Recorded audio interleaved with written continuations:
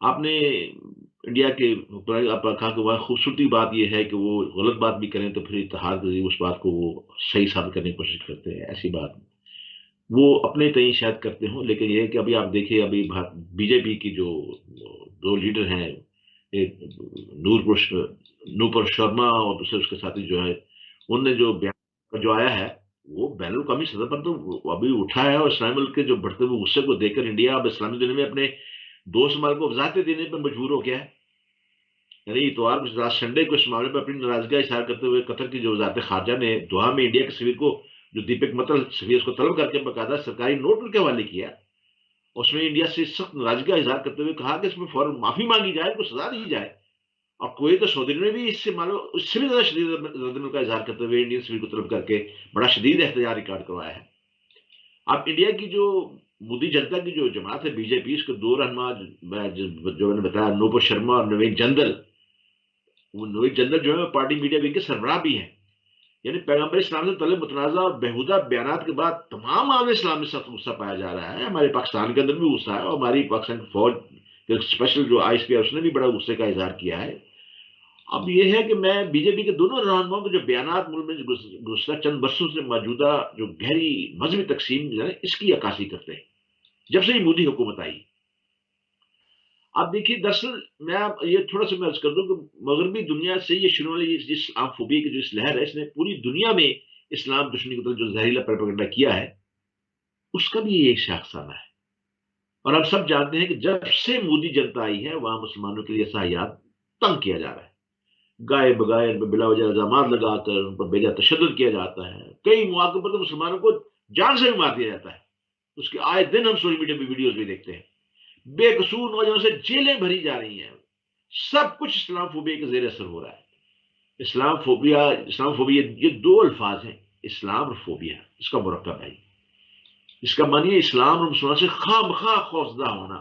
لوگوں کے دلوں میں مسلمانوں کے خلاف نفرت اور دعوت کو جنم دینا۔ اچھا، یہ لفظ اسلام کے ساتھ مل کر پچھلی کئی دہائیوں سے استعمال ہو رہا ہے، غالباً اس کا زیادہ استعمال 9/11 کے بعد سے شروع ہوا ہے۔ لیکن اسلامی تہذیب سے ڈرنا، مسلم گروہوں سے ہراساں ہونا، اسلام کے خلاف دوسرے مذہب کے پیروکاروں کی ذہن سازی کرنا، ان کے قلوب و اذہان میں ایسا ڈر پیدا کرنا جو لوگوں کو مسلمانوں سے نفرت اور عداوت پر ابھارے، مسلمانوں پر غلط الزامات لگا کر اشتعال پیدا کرنا، اس کو اسلام فوبیا کہتے ہیں۔ اب یہ اسلام فوبیا کی بات جو ہے یہ یو این او میں اٹھی، یو این او میں بھی گئی، اور ہمارے سابقہ وزیر اعظم عمران خان نے انہوں نے بڑا شاندار رول ادا کیا، اور اس کے بعد اس یو این او کی طرف سے باقاعدہ طور پہ اس پہ ایک دن منانے کا بھی اعلان ہوا۔ وہ دن منانے کا اعلان اس لیے ہوا تھا کہ تاکہ رجسٹر کر دیا جائے ساری دنیا کے اندر کہ مسلمان اپنے پیغمبر کے بارے میں احانت رسول کبھی برداشت نہیں کر سکتے، اور مسلمان جو ہے باقی مذاہب کا بھی احترام کرنا جانتے ہیں۔ اب یہ آپ بھی اور میں بھی جانتے ہیں کہ اسلام کے روزے اول، اسلام کو تو روزے اول سے چراغ مستفید سے شرائع النبی کی کشمکش جاری ہے بقول اقبال کے، یا چاہے وہ دارالندوہ کی میٹنگ ہو، سلیبی جنگیں ہوں، برما میں مسلمانوں کی نسل کشی کی جا رہی ہو، بھارت میں ماب لانچنگ کی جا رہی ہو، تمام کی بنیادی وجہ مسلمانوں کا اللہ کی وحدانیت پر اقرار ہے صرف۔ یعنی جب تک مسلمان اسلام پر قائم رہیں گے، ان سے کسی نہ کسی صورت میں دنیا برسر پیکار رہے گی، یہ ون ورلڈ آرڈر میں بھی یہ بات درج ہے۔ اب مسلمانوں سے شدید درجے کی دشمنی جو ہے جو کیوں بات یہ جاری ہو گئی ہے 9/11 کے بعد، تو آپ بھی جانتی ہیں۔ اب یہ کہ ان کی تہذیب و ثقافت یہ چاہتے یہ ہے کہ یہ مسلمان جو ہے ہماری تہذیب و ثقافت میں ضم ہو جائے۔ ون ورلڈ آرڈر میں کیا ہے، ہنری کیسنجر جو اس کو جو خالق انہوں نے کہا تھا کہ بھی اب کمیونزم کا ہم نے خاتمہ کر دیا افغانستان میں، اب ہمارا سب سے بڑا دشمن جو ہے اسلام ہے، اب ہمیں اسلام کو ختم کرنا ہے، کیونکہ وہ افغانستان میں اس جہاد کی اسپرٹ کو دیکھ آئے تھے کہ کس طرح جہاد کے نام پہ مسلمان بچوں نے، نوجوان بچوں نے، ماؤں نے، بہنوں سب نے قربانیاں دی۔ انہیں ون ورلڈ آرڈر جو ان کا تھا اس کے اوپر جو ان کا جو انہیں پتا تھا کہ یہی ہمارے سامنے آئیں گے تو ان کو ختم کر دیا جائے، اس کے لیے پروپیگنڈا خوب کیا گیا، یعنی دہشت گردی کا معاملہ کیا جائے، وہی جو مجاہدین تھے بعد میں وہ دہشت گرد بن گئے، ہمارا بحث کہیں اور چل جائے گی۔ اب اس طرز عمل کو چاہے کوئی بھی نام دے دیا جائے، اسے اسلام کی بڑھتی ہوئی مقبولیت کا رد عمل ضرور کہا جائے گا۔ مسلمانوں کی تاریخی غلطیوں کا نتیجہ بھی سمجھا جائے گا، ایسی کوئی بات نہیں، ہم نے بھی تاریخی بہت سی غلطیاں کی ہیں، اور ہمارے خاص طور پہ جو اسلامی مملکت بڑے بڑے کہلاتے ہیں ان سے بڑی بڑی بلنڈر ہو رہے ہیں ان کے ساتھ، اور یہ اسلام فوبیا کا مظہر اسی چیزوں کو تصور کیا جائے گا اس میں۔ میں سمجھتا ہوں کہ اسلام فوبیا جنہوں نے پھیلایا وہ بھی، اور اس کا ان کا فوری انسداد نہیں ہو سکا ہماری طرف سے بھی، دونوں اس کے قصوروار ہیں۔ بہرحال قصوروار میں حکومتوں گنتا ہوں جو کہ جا کے اس کا جو مداوع کر سکتے تھے، ان کے پاس اختیارات انہوں نے نہیں کیا۔ بہرکیف مسلمانوں کو نفسیاتی طور پر مغلوب کرنے، ان کی تعداد کو کم کرنے کی کوشش جو ہے، میں آپ کو بتا دوں یہ جاری رہیں گی،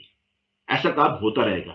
یعنی جب سے مسلمانوں نے ہندوستان میں قدم رکھا ہے، اسی وقت سے ان سے نفس و عداوت کی فضاد جو ہے ابھی تک تیار ہے، اور کبھی اوپر چلی جاتی ہے، کبھی نیچے چلی جاتی ہے، لیکن مودی کے زمانے میں یہ نفرت کی آگ بہت ہی اوپر گئی۔ اچھا، میں بہن ان لوگوں سے میں ہرگز متفق نہیں ہوں جو کہتے ہیں اسلام فوبیا کا سرا جو ہے 2014 سے جو جوڑتے ہیں۔ ایسے لوگ سیاسی جاندار کا شکار ہیں۔ یعنی انڈیا کی اونچی ذاتوں کی فطرت میں اپنے علاوہ دوسروں سے نفرت کرنا بھی تھا۔ گاندھی جیسا شخص بھی اس مرض میں محفوظ نہ رہ سکا، اور اس کی اپنی کتاب میں اس میں بیانات موجود ہیں۔ البتہ 1915 سے بتدریج اسلام فوبیا بڑھا ہے۔ 1915 سے 1915 میں ہندو سبھا کا قیام آیا۔ 1923 میں ساورکر کی جو ہندوتو نامی کتاب کی اشاعت تھی وہ ہوئی۔ 1925 میں RSS کا گٹھن۔ تو 1939 میں گلواکر کی تصنیف جو ہے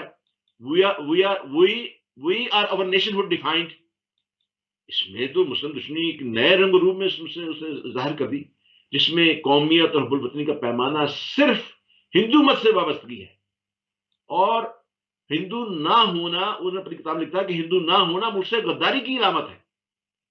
یعنی گلواکر یہ کہتا ہے کہ صرف وہی قوم پر محب وطن ہے جو ہندو نسل اور قوم سے ہیں، باقی سب غدار ہیں، قومی مقصد کے وہ ہمارے دشمن ہیں ہمارے، وہ نہیں تو انہیں وہ یوں سمجھیے کہ آپ نے ایک خیراتی نظریے کے طور پہ آپ نے رکھ لیا، بڑے احمق ہیں، آپ انہیں غلاموں کے طور پر رکھیے۔ یہ میں ان کی کتابوں کی، اس کی کتاب کا میں آپ کو کمنٹس دے رہا ہوں، جو کتاب جو لکھا انہوں نے باقاعدہ طور پہ، اور اس کے مطابق ہندوستان میں ہندوؤں کے علاوہ اگر کوئی رہنا چاہتا ہے تو وہ صرف ہندوؤں کے رحم و کرم پر رہ سکتا ہے۔ انہوں نے اپنی کتاب میں لکھا ہے کہ اگر کوئی ہندوستان میں اس کے علاوہ رہنا چاہتا ہے تو وہ صرف ہندوؤں کے رحم و کرم پر رہ سکتا ہے، جب تک اسے یہ حقوق شہری سے محروم رکھ کر غلام کی طرح رکھنا چاہیں، یا پھر دوسری صورت میں یہ کہ وہ اپنی تہذیب و ثقافت کو ہندوؤں کی تہذیب و ثقافت میں ضم کر لے۔ اب گلواکر وہ شخص ہے جس سے مودی بڑا متاثر ہے۔ مودی نے، آپ کو پتا ہے کہ گجراتی زبان میں ایک کتاب اس نے لکھی ہے جوتی پانچ، اس میں اس نے 16 اشخاص کے بارے میں بڑا ذکر کیا ہے، بڑا ان سے، جسے وہ کہتا ہے میں اپنی زندگی میں بڑا متاثر ہوا، اور سب سے زیادہ متاثر جو ہے وہ گلواکر کی ثنا عمری سے ہوا ہے، اس کا بڑی تفصیل سے اس نے ذکر کیا۔ اب آپ مجھے یہ بتائیے، جو شخص ایسی آدمی سے متاثر ہو، اس کے اسلامی فوبی کے معیار کا اندازہ لگایا جا سکتا ہے؟ مودی یا پورے ہندوستان کی عوام یوں ہی چینل ریڈیکلائز نہیں ہوگی میری بہن، بلکہ مختلف شعبوں میں سالوں سے نفرت کی اس کھیتی میں تعصب کا بیج بویا گیا ہے، جو اب کانٹوں سے بڑی فصل بن چکی ہے۔